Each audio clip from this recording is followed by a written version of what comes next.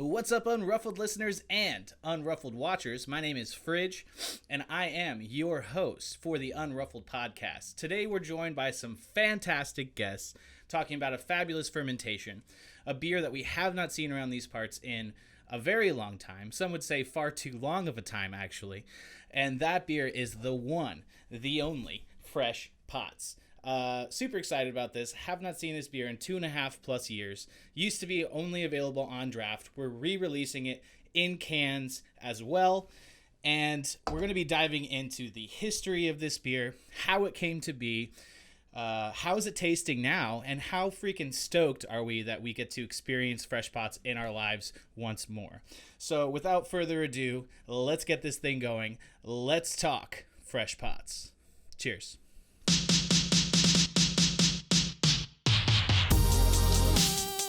Hey guys, super excited to be doing the Fresh Pots Fresh Podcast, something like that.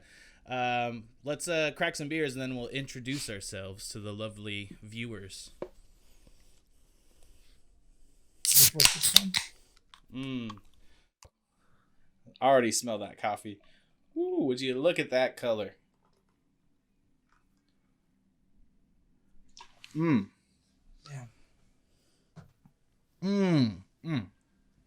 Delicious. Oh, that's good. That's real good. So why don't we introduce ourselves? My name's Fridge, marketing coordinator at HenHouse Brewing Company, and your host for the Unruffled Podcast. Welcome to the Fresh Pots episode, everybody. I'm going to send it off over here to my buddy Bob. Bob, you want to introduce yourself to the lovely people? Yeah, I'm Bob. I'm part of the marketing department and one of many diehard Fresh Pots fans on the team and around the Bay Area. 100. Logan, you want to introduce yourself?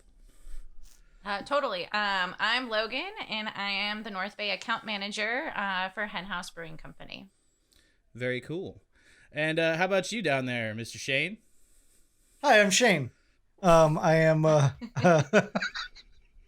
I'm a co-founder and chief operating officer for HenHouse Brewing Company, and I don't think Colin would dispute this too much. I very well may be the inventor of Fresh Pots.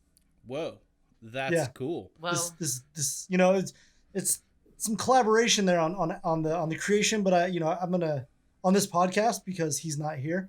I'm gonna take credit for it. Well, I feel like none of us would be here if not for you in many ways, and that's just one more way to add onto the pile. Look at that. I love it. This beer is tasting real good. I haven't seen this one in quite some time. Bob, I know you've been waiting what must seem like eons. Impatiently. I can actually remember a time circa, 2017 maybe, when I caught Shane in the break room with yet another request for Fresh Pots again. And Shane was getting like a little sick of it because it was all I said. If people see my comments on the Instagram thing, my platform is clear. My agenda is obvious to everyone. And Shane was like, yeah, all right, dude. Well, I get it. And then walked out of the room. And I was like, all right, it's time to stop giving Shane a hard time about this beer. I might have told you that we were never brewing it again. I might have told you that we had dumped out too much Fresh Pots that had aged out in the past, and there was no chance it was ever coming back. And I cannot be happier to be just so off and wrong on that. I'm so stoked this beer is back. And this might be the best it's ever been. This tastes fucking incredible. It's really good. Absolutely amazing. This is really, really good. Is it, dare we say, the new and improved version of it's like its final form almost, like might be. Yeah. Might be. You guys ever played Altered Beast back in the day? Was that on Super Nintendo? Sega. Oh, Sega. Yeah. Yeah, my cousin had every Sega, so I remember playing that, but I used to have every Nintendo, so I wasn't sure which one it was on. This is in final beast form. You got all the level ups, and you're the big, I think it's the big werewolf you turn into. It's tight. It's delicious. Do you remember that game where there was all the mech koi fish, and you would fly around and shoot those? No. It was like a Sega game where you just like go fly around and like each at the end of each level there's like a big giant mech koi fish, like if Mecha Godzilla had a baby with a koi pond or something. Never played that one. That sounds tight though. I wish I knew the name of it. I'll let you know after we're done recording this. I'll go ask my cousin because I know he still has it somewhere. Wow, I got to hear more about that. Yeah. I got to know more about the origin of this beer. Let's talk this about comes it. from this comes from a time where HenHouse beers were often pretty traditional. This is before HenHouse was a hop house, and so much of the like marketing and storytelling at HenHouse, and I would say in the industry at large, is about the tradition of Saison and the word rustic and all of these old ideas. And a coffee Saison is totally not traditional. It's totally something new and out of the box. I would argue that a coffee Saison could be viewed as crazy as a milkshake IPA. Oh wow, would have strong been words. viewed many years ago. But it's so cool and it's got such awesome flavors to it. I want to know a little bit about the genesis of this. So yeah, And let's Dave Grohl. and Dave Grohl, yeah. So number one, I mean, you know, I think a lot of our, especially the original 3 beers that we released to the start of the company, which was our House Saison, Oyster Stout, and Belgian Style Golden Ale.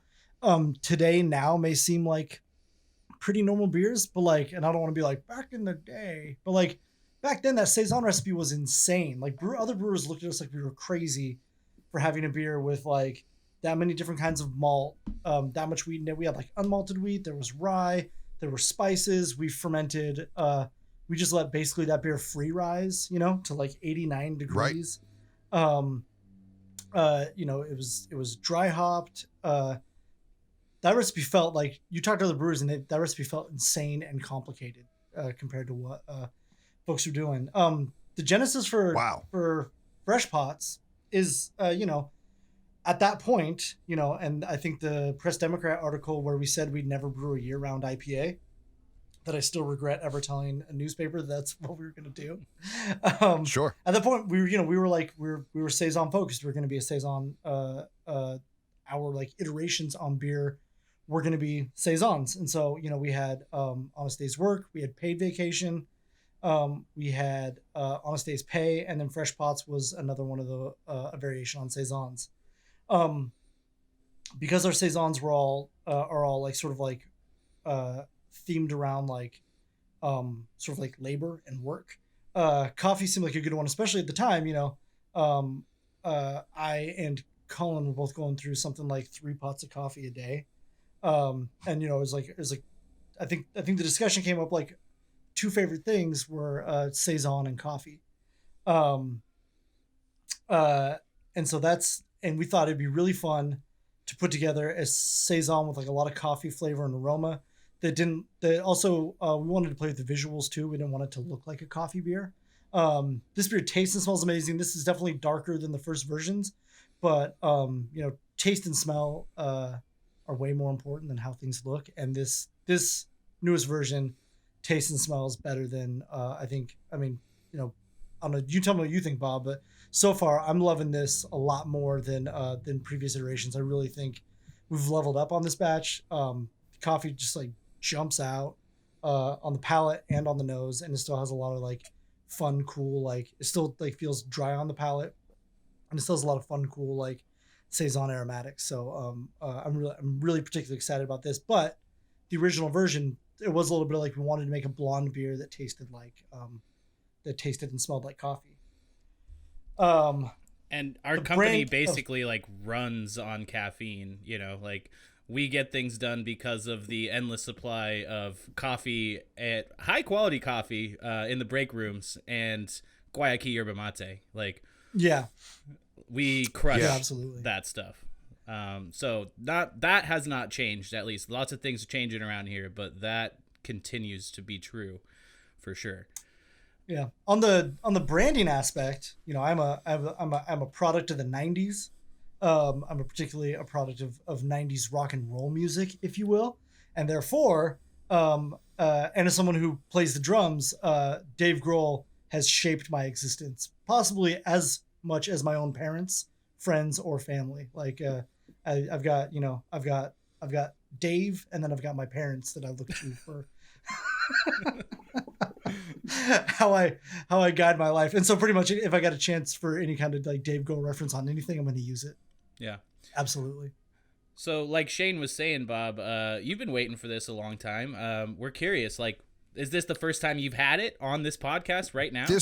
This right now is my first time tasting it. I was so nervous, and I did think about getting into it before we started.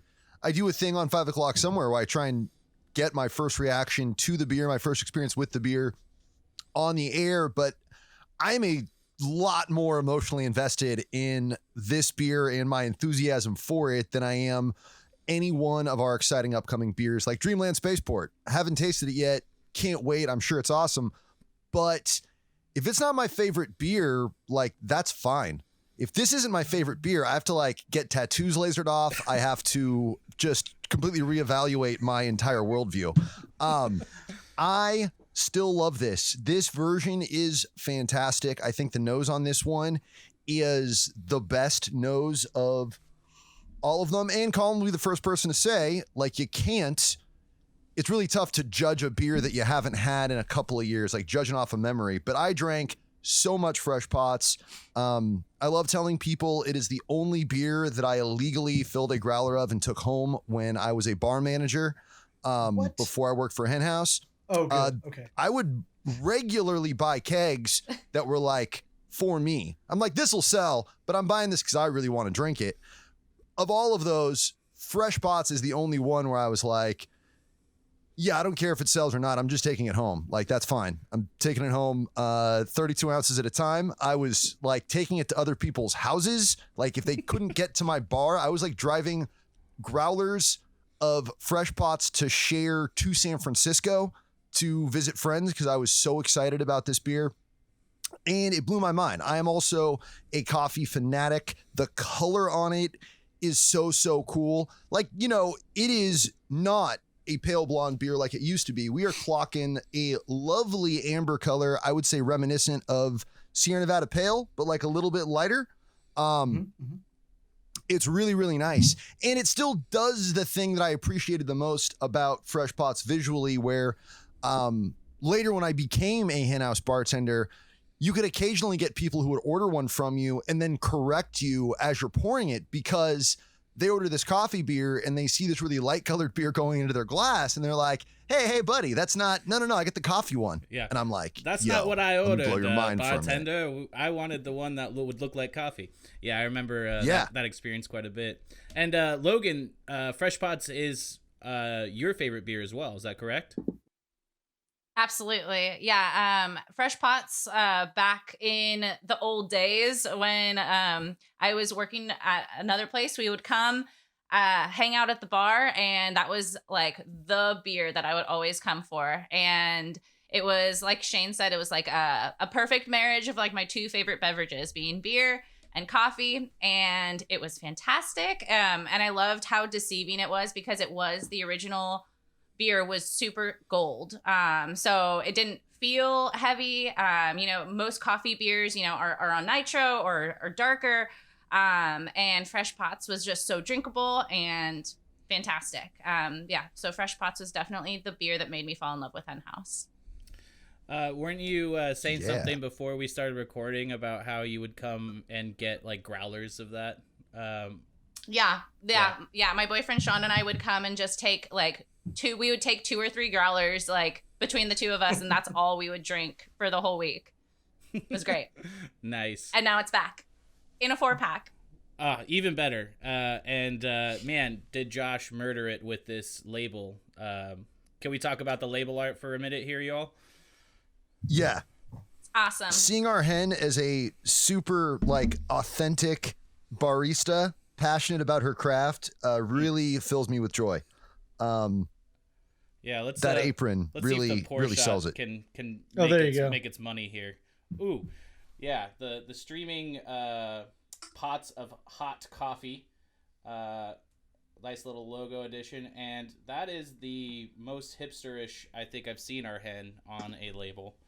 And it's okay because I used to work in coffee, so it's okay if I call baristas a hipster because I certainly was one. That hen has a fixed gear bike, for sure. Oh, 100. Yeah, Definitely. Fixies, a nice mishmash of traditional tattoos and sticky pokes from friends. Oh yeah, definitely. Well coiffed, pompadour-esque hair, and probably like a bunch of pop punk and other sarcastic things on their iPod Nano. Man, I had one of my roommates back in the day used to he and his friends, they did like Petaluma cop watch thing, and so they'd have meetings at the house, and one of them one time was taking apart a Discman, and this is like 2010, so I was like, "Why? I haven't seen one of those. What the fuck do you have a Discman for?" Taking apart a Discman, took the motor out, then he got a guitar string out. I'm like, "What are you doing?" He was making himself like a tattoo gun from a guitar string and the motor inside of a disc gun, and then like broke open some Bic pens, and in our living room was just giving him like stick and pokes on his ankle, like just like so tight. It's a Thursday, I got nothing to do, I'm gonna build myself like a little, like he like got the battery hookup and everything. It was like it's awesome. That's impressive. Wow, living the dream, you know.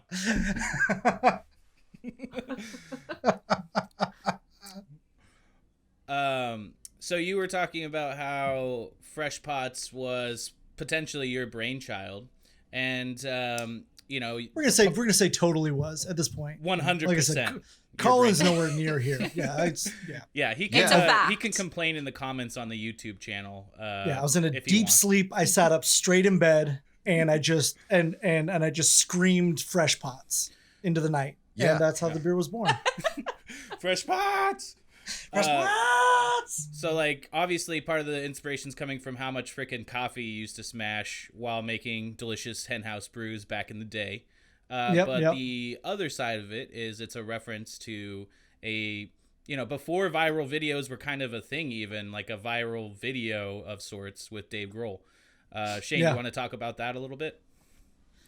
Yeah, so like there's the Dave Grohl recorded drums on the Queens of the Stone Age Songs for the Deaf, and I think he was friends with the Queens of the Stone Age guys for a long time before that, and then they started another band. I think it was called Them Crooked Vultures, and which that band is not necessarily my jam, but while they were recording that record, they put together this YouTube video where Dave Grohl is apparently drinking too much coffee, and he's doing all kinds of silly antics all over the recording studio and screaming and jumping up and down and he's getting a tambourine in people's face, and it's a hilarious video. And so I'm pretty sure that around this time, whenever it was time to make a fresh pot, we would just, if Colin was around, we'd just be screaming Fresh Pots at each other. If I was by myself making a fresh pot, I'd probably also yelled Fresh Pots as I was making it, because by myself and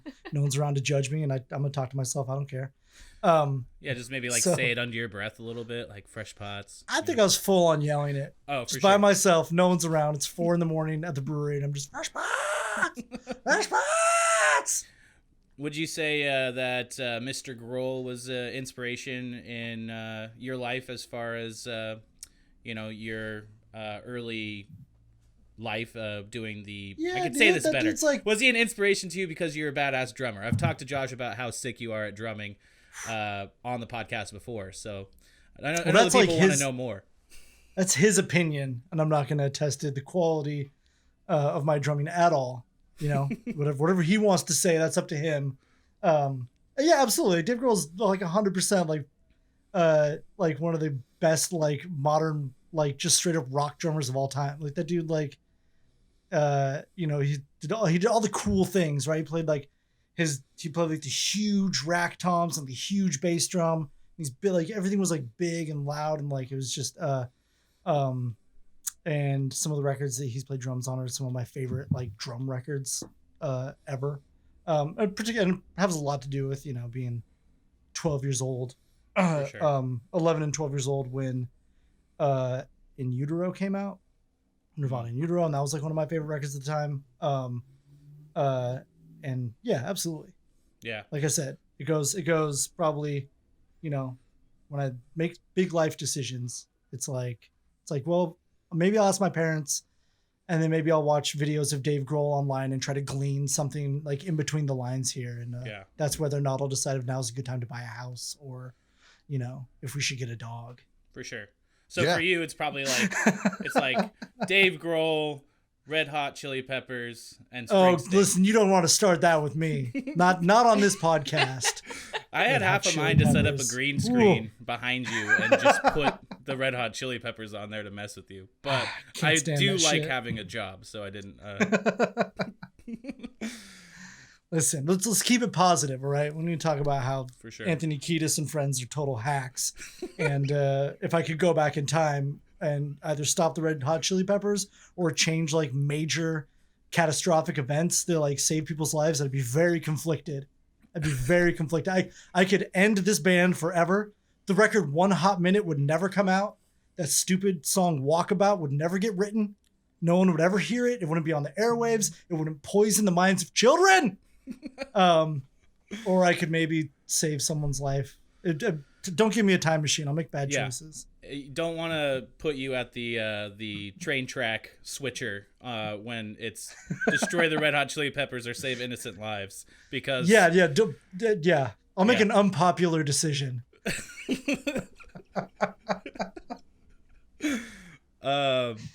Well, maybe let's talk a little bit about the recipe on this. I know for a fact that it has some delicious Petaluma Coffee Company coffee concentrate in it. We have our fabled French Saison yeast, originally 3711 from White Labs. Now we are sourcing it from Imperial under the name Napoleon yeast, which is a very delicious yeast, perfect for the Saisons. And otherwise, over at is Imperial it kind of like the same grist as our standard Saison? It is. It's 2-row malted wheat and rye malt. So yeah, it's the percentages may be slightly different. I'm not looking at both recipes at once, but it's a very similar grist to HenHouse Saison. Yeah, I love it. It's kind of like Paid is our Saison with hops and Fresh Pots is our Saison with coffee. Absolutely. Yeah, the percentage on the grist is almost identical. Yeah. Heck yeah. As the person who invented Fresh Pots, I should probably know that. But, well, you're the authority for sure. I just put things in. I can't be troubled with details. I put things in motion. All right. Why didn't we put that on the can? Like Shane invented this. Oh, right. Yeah. We should get Josh to put that on the next round of labels for sure. Just like a stamp that goes over it. Yeah. At the bottom of the can or something. Yeah.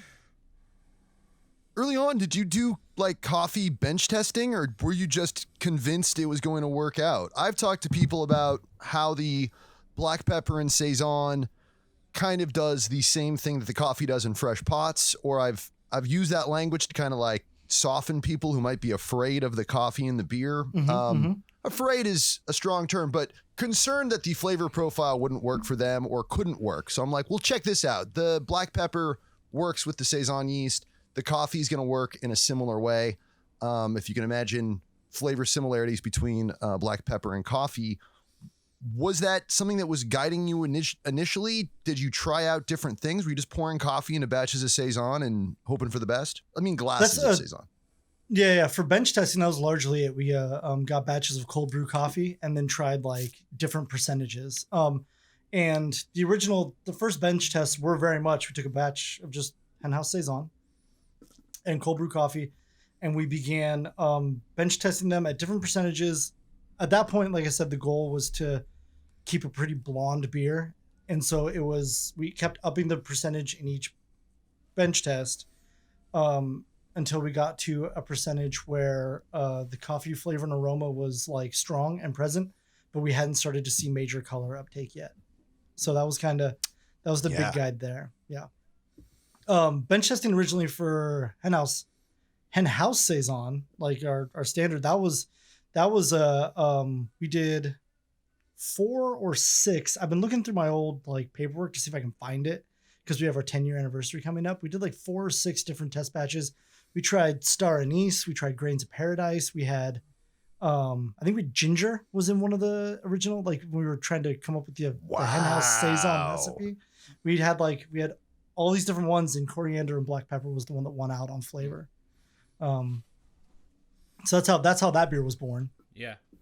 But yeah, this one is just absolutely we did the bench test with the house Saison, and then when it came time to actually brew it, we omitted spices and the Cascade dry hop, which that house Saison is no longer dry hopped. It was dry hopped back then. Oh, okay. Word. Since we're kind of talking about like the history of saisons here, do you remember like the conversation back in the day when you decided that you wanted to brew saisons? Like who was the one that was like team saison back in the early days? Shane. So that was even before the company started. I was a big fan of Saison DuPont and Odonata Brewing Company's Saison, which I really don't want to say this on the podcast because I always mispronounce his last name, but Peter Hoy of Urban Roots Brewing Company had a brewery back in the day called Odonata Brewing Company, and they had this beautiful Saison, and the Saisons that they're making over at Urban Roots right now are just fucking lights out and absolutely incredible. But Odonata had this beautiful Saison. I'm trying to remember. He told me once exactly kind of what they did, but there was a blend of different yeast. They did like fermentation with one.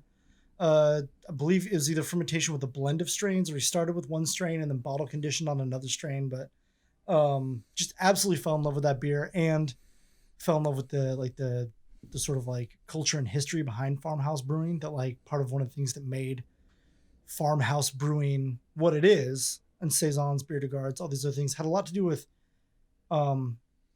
time and place and like time of the year, and it was very much steeped in like old world brewing tradition, right? It had a lot to do with like you're brewing this beer at the end of the brewing season with kind of what was left of your brewing supplies, and like saisons, the story behind saison brewing being that, so that meant that all your hops weren't necessarily the best hops to use, so you start bringing in spices to make up for the fact that you don't have all your best hops, and since you've already used most of your malt, now you're going through different kinds of malts and adjuncts, and it was kind of making these like kitchen sink beers. And I thought it really opened up a fun approach to brewing, and especially like what I felt like we had to say about beer and about the brewing process, like sort of as individuals and as a company, like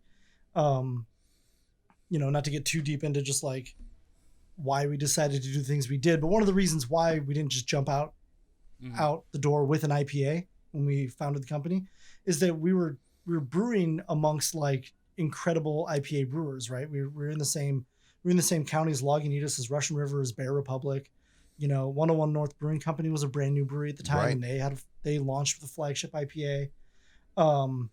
It was just, between Moylan's and Marin Brewing Company and Ruth McGowan up in Cloverdale. Yeah.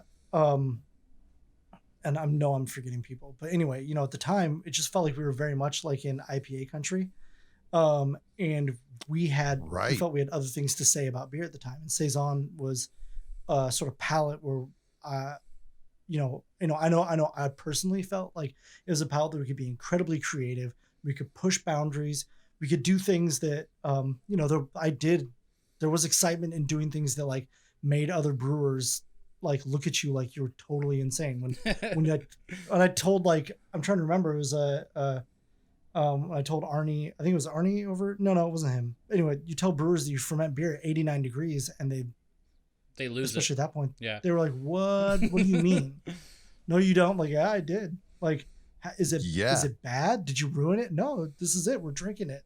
And people couldn't believe it. So that is a big part of it. Like the especially the branding at the branding at the time of the founding of the company was incredibly rustic, very really rural vibes, and saisons fit perfectly into sort of that style and that brand that we were pushing. And it really, I think it helped us stand apart. I think there's still, to this day, there's still some folks who still consider us like the Saison brewery, when in reality at this point saisons are a fairly small percentage of our production. It's an important and wonderful piece of like who we are as a company and how we express ourselves and still keep ourselves unique as a company, especially with fresh pots here. But it's still very much like at this point we were very much an IPA brewery. So yeah, that's what's up. Yeah. Yeah. I remember when I was buying beer, not too long ago, I found like, wow, HenHouse. I kind of put us rather in a category that, at the time when I was doing my thing, it was like maybe like Beltane and like Moonlight Brewing Company and HenHouse, like they all kind of hit this certain flavor profile, at least on the tap list that I was keeping. And I certainly appreciated like having local beers that were just doing something different, because you're right, we were inundated with IPAs, and it was kind of during the IBU craze was just like coming to an end. And just to have something different, and you can experience local beer that is high quality, and they're actually teaching you something about new styles. And I'm not sure like if at the time there were many other breweries even in the country that were doing a bunch of like saisons like this. And I wouldn't say that like HenHouse did what Anderson Valley did for the Goza as far as like revitalizing it, but at least for me locally, I would say that. You know what I mean? Like, oh, I'll take that. Second that. Yeah, absolutely. I feel like I would say that. I would totally say that, Fridge. Like, I feel like that's like a really good comparison, because at the time, I mean, I was working for Russian River before, and like, like you were saying, it was all hops, as many hops as you can get to your face at once. And that's why we would go to HenHouse. We would go to HenHouse to try something different and to kind of see what other people could do with beer. And yeah, and it was just, it's great. And I'm super, super happy that this beer is back. From the moment I got hired, I think in my interview, Shane, you asked me what my favorite beer was, and I said Fresh Pots. Yep. And you're like, that's awesome. We don't have any fresh pots right now, but I think you sent me home with like a mixed 4-pack of Saison and juiced, and like even that Goza, like it was awesome to see like how creative and how different recipes that we were coming up with are, and how still, like, I feel like in my head at least, that's what I remember most about my experiences with HenHouse. That's what's up. Yeah, I was thrilled to get a local Saison handle. I was like, whoa. I said, where's your IPA? This was to Shane and Colin, and they're like, we want to bring sand to the beach. And I was like, but here's our Saison. That's right. And I was like, yo, I can have like a local Saison handle. I started beer buying in Chico, and I had access to incredible Sierra Nevada beers because, I mean, Sierra makes great beer, but really weird specialty one-off things weren't largely getting snatched up by other spots in Chico at the time. So people were like, the good folks at Sierra were like, yeah, you can have whatever. But beyond Sierra Nevada beer, I really couldn't get my hands on anything that was that cool back then. And then when I moved to Petaluma, I was like, wow, there are so many breweries in Petaluma. Like, I can have this great local lineup, and was like, yo, local Saison handle. Oh my God, this is like the coolest thing. And in terms of this beer standing out, and to throw it back to Chico, I end up going to the Sierra Nevada Beer Camp Across America Festival in Chico, the first one. And there are those cool guys from Petaluma that I was telling my friends about with fresh pots in Golden. And I was like, yo, like I brought in a friend and I was like, you got to try this, dude. They make this coffee Saison, dude. This is wild. You got to drink this. And I love it. Now I get to drink it right now. It's amazing. That's awesome. Yeah. Yeah. I feel like I've been pushing Sayer to bring it back since the day I got hired. I was like, he asks us, every Monday morning on our sales call, like, what can I do to help you? I'm like, bring back fresh pots. Bring back fresh pots. Let me sell it, please. From a sales perspective, Logan, how do you think that like your local accounts are gonna react to fresh pots being available? Is this even going to be available for distribution? I'm not sure. I haven't written the copy yet. What I was gonna say. I don't know if our batch was big enough for me to be able to sell it. I think we do have a small amount of cans that will be able to be out in the world. Draft wise, I'm not sure. I know that I'm sure we'll make a very small handful, and those will go to kind of those hybrid accounts that we have that are like beer bars / coffee shops. And we've we've known for quite a while that that this is making a comeback. So I've definitely planted that seed at a couple of my accounts. So I'm very excited to be able to have it on draft, outside of the tasting room. I think for the first time in a very long time. Just like bringing the two worlds together is what it's all about. And that's what this beer does well. Sweet, y'all. Let's see. We've talked about the recipe. We talked about the history. We talked about how much we freaking love this beer. Let's shout out Nick from Petaluma Coffee and Tea Co. for being our hookup on 300 pounds of beans that they roasted for us. It is a medium roast, and they describe this coffee as saying it, the beans itself, they cup with notes of lemon candy, peach juice, jasmine, nectarine, and tangerine. There's a nice brightness with the citrus notes, but it is not overly acidic. The finish is smooth and a touch dry as a pour-over cup. Those words are all coming to me from Nick, who could not be here to join us today, but he's the coffeeologist. I will leave that in his words. This beer is so wonderful, and something I was thinking about, like while drinking it, in the past we've used like tiramisu and affogato as ways to describe this beer, and the nose on this one, like this 2021 batch, to me has way more like authentic affogato notes than I've ever gotten before.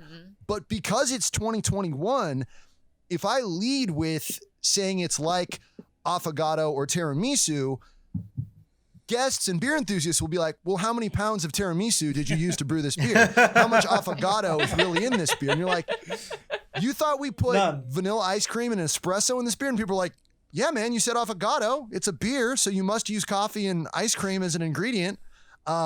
We did not, but these are the 2021 questions. This is not a pastry Saison.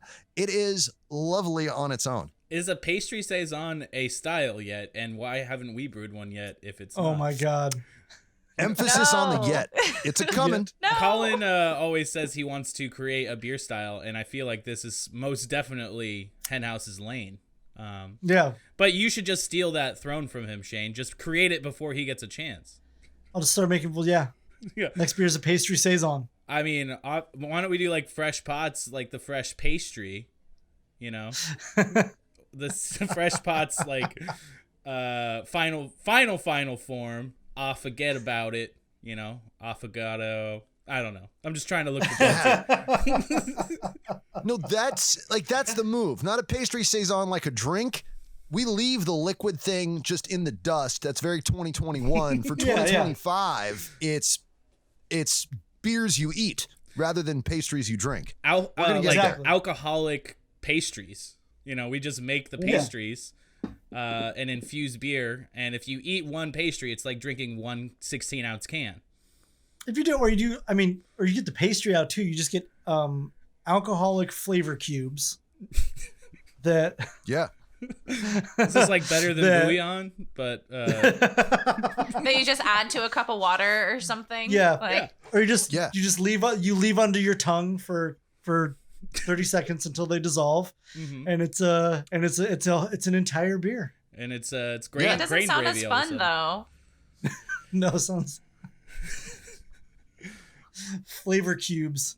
The whole can could be full of flavor cubes, and you have to open like a can opener, and you have to like. Yeah, there's only Eat all like the 4 flavor ounces cubes. of liquid, and the rest is flavor cubes inside the can. You know, That's right. it doesn't It's have like a bubble tea, traditional spout like a way that you'd open it. You have to actually open it with a can opener. Oh man, I want to say one thing I do want to say about this beer in particular is one of the more humbling moments of my life at HenHouse was we were having a marketing meeting and Fresh Pots came up. Bob was at this meeting, and I believe what came out of my mouth is, "You guys, we destroyed so much of that beer last time we made it. I don't think it's a viable brand. We're not brewing it." And everybody on that meeting told me that I was stupid and I was wrong. And they said, I might have gasped, but I don't know if I said those words. No, Bob himself said, "Shane, you're stupid and you're wrong." And so they said, "Put it in a can and this beer is going to move." I mean, if he didn't say it, he was thinking it for sure. Bob bellowed, No, but- "I'll have your job for this." You'll never work in this town again. I'll get you. No, but it was really nice. I think that was I really appreciate, having a team that does that. When I'm like, you know what, you guys, come on, like, get off this. We can't do this again. Like, I don't think this is going to work. And everyone's like, no. We're going to find a way to make this brand work. We love this brand that much. And like, I didn't want to brew it again because how much it hurt my feelings because of how much I love this brand. And for us to have problems last time, have some of it age out. So I just want to say, it's super humbling. Really appreciate the team on that realm in particular. And I couldn't be more thrilled to have this beer back out in the market. That's what's For up. real. We are so glad to have you back, Fresh Pots. Cheers to Fresh Pots. Cheers Absolutely. to Fresh Pots. Huzzah! Huzzah. My glass is appropriately empty. Means you liked it. Yeah.